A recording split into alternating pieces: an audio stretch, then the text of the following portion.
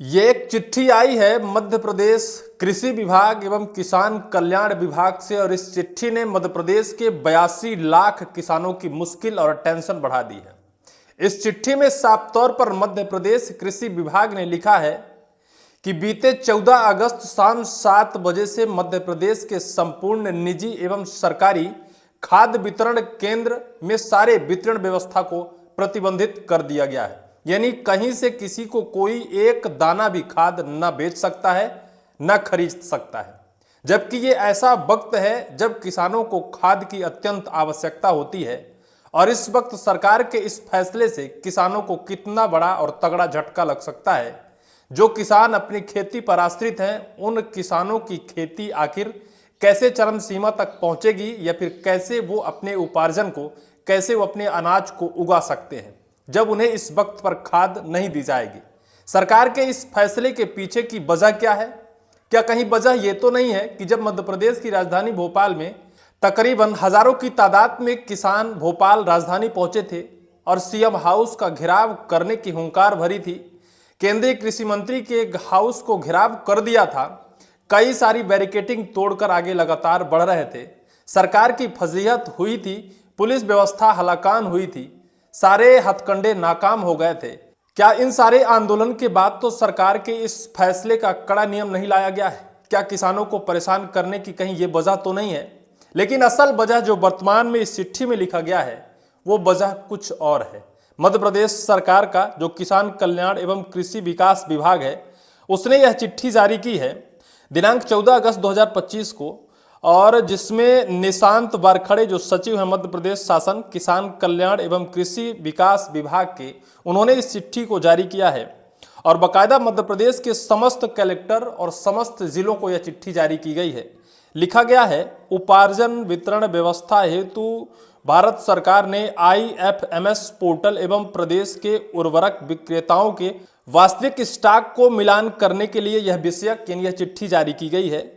यानी सरकार और मध्य प्रदेश के कृषि विभाग की चिट्ठी से साफ तौर पर उनकी मंशा झलकती है कि जो सरकार के पास स्टॉक है और उस स्टॉक के अलावा जो मध्य प्रदेश के अनेक वितरण व्यवस्था है, वितरण केंद्र है, चाहे वो सरकारी हो चाहे वो प्राइवेट हो, निजी हो, सारे वितरण केंद्र मध्य प्रदेश में वर्तमान में कितनी खाद उपलब्ध है और सरकार मध्य प्रदेश सरकार के पास जो स्टॉक उपलब्ध है, जो ऑनलाइन पोर्टल पर शो हो रहा है, IFMS पोर्टल पर जो दिख रहा है, इन दोनों स्टॉक की मिलान करने की बात कही जा रही है।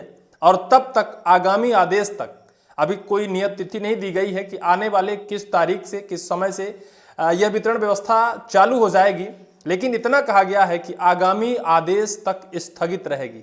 कब तक के लिए? क्या किसानों को सही वक्त पर खाद मिल पाएगी? अगर उनके खाद छिड़काव का वक्त बीत जाएगा और उसके बाद सरकार के खाद वितरण व्यवस्था को लागू किया जाएगा तो वो किसान तो बर्बाद हो जाएंगे। भाई, किसानों के ऊपर ही ऐसे नियम कानून क्यों थोपे जाते हैं? पहले तो उपार्जन को लेकर हजारों की तादाद में उनके ऊपर ऐसे ऐसे नियम कानून और शर्तें लागू कर दी जाती हैं कि वो किसान अनाज उगाने के बावजूद अपनी अनाज को लेकर मंडियों के सामने 4-4, 5-5 दिन तक अपनी अनाज को लेकर खड़े रहते हैं। कड़कती धूप में हो या फिर उमस भरी गर्मी में हो, किसान किसी भी तरीके से अपने अनाज को बेचना चाहता है। पहले तो नियम शर्तें लागू कर दी जाती है कि भाई कोई ये सत्यापन करेगा, वहां से ऑनलाइन होगा, यहाँ से टोकन बुक होगा, वहां से स्लॉट बुक होगा। स्लॉट बुक होने के बाद भी कुछ टारगेट दिया जाता है कि इतने टारगेट में ही खरीदी होगी। लेकिन अब किसानों के सामने एक नई चुनौती रख दी गई है और इस चुनौती से मध्य प्रदेश के 82 लाख से ज्यादा किसान प्रभावित होने की बात कही जा रही है। देखिए, चिट्ठी में लिखा क्या गया है, कृषकों को सुगमता पूर्वक उर्वरक प्रदान करने हेतु भारत सरकार के IFMS पोर्टल एवं प्रदेश के उर्वरक विक्रेताओं के वास्तविक स्टॉक को मिलान किया जाना है। इसको दृष्टिगत रखते हुए दिनांक 14/8/2026 को शाम 8 बजे से प्रदेश के उर्वरक विक्रय आगामी आदेश तक बंद किया जाता है। विक्रय बंद की अवधि में समस्त विपणन संघ, विक्रय केंद्र, प्राथमिक कृषि साख सहकारी समितियां एवं एग्रो के विक्रय केंद्र एवं निजी उर्वरक विक्रय केंद्र द्वारा किसी भी प्रकार की अनुदानिक उर्वरकों का विक्रय नहीं किया जाएगा। इसका पालन करना सुनिश्चित होगा। और फिर बाकायदा मध्य प्रदेश के समस्त विभागों को यह प्रतिलिपि कर चिट्ठी भेजी गई है और मध्य प्रदेश के समस्त कलेक्टरों को भी यह चिट्ठी भेजी गई है और बीते 14 अगस्त को यह चिट्ठी जारी हुई है मध्य प्रदेश कृषि कल्याण विभाग द्वारा, कृषि विकास विभाग द्वारा। और इस चिट्ठी के बाद मध्य प्रदेश के लाखों की तादाद में किसानों के बीच एक खलबली सी मच गई है, क्योंकि किसान है भाई जिसके ना आगे कुछ और ना पीछे कुछ, अनाज पर आश्रित है, बच्चों को पढ़ाना है, घर में अनाज की व्यवस्था करनी है और कुछ आज की महंगाई में अगर उन्हें चलना है तो वो एक अनाज ही एकमात्र साधन है। लेकिन उस अनाज को भी अगर उगाने में सरकार इतनी सारी शर्तें ला देगी तो फिर कैसे किसान अपनी अनाज उगा पाएगा। बिक्री रोकने के निर्देश प्रदेश के खाद्य वितरण से जुड़े सभी प्रमुख केंद्र पर लागू होंगे। इनमें विपणन संघ की बिक्री केंद्र, प्राथमिक कृषि साख सहकारी समितियां, एमपी एग्रो के बिक्री केंद्र एवं निजी उर्वरक विक्रेताओं को बिक्री केंद्र शामिल हैं। आदेश में कहा गया है कि बिक्री बंद रहने की अवधि में किसी भी बिक्री केंद्र में किसी भी प्रकार की खाद नहीं बेची जाएगी। हालांकि प्रदेश में विशेष रूप से अनुदानित खाद का बिक्री नहीं करने की बात कही गई है। खाद विक्रय की पूरी तरह से प्रतिबंध लगाया गया, किसी भी तरीके से कोई खाद नहीं वितरित की जा सकती है। खरीफ सीजन में किसानों की परेशानी बढ़ने की आशंका है। प्रदेश में खरीफ सीजन की फसलों की बोनी हो चुकी है। धान और अन्य फसलों के बढ़ने के साथ किसानों को यूरिया समेत अन्य खादों की जरूरत होगी। ऐसे में बिक्री बंद रहने की अवधि बढ़ती है तो किसान के सामने खाद उपलब्ध कराने की चुनौती बढ़ सकती है। खासकर उन किसानों को परेशानी हो सकती है जिन्हें फसल में मौजूदा चरण में खाद की जरूरत है।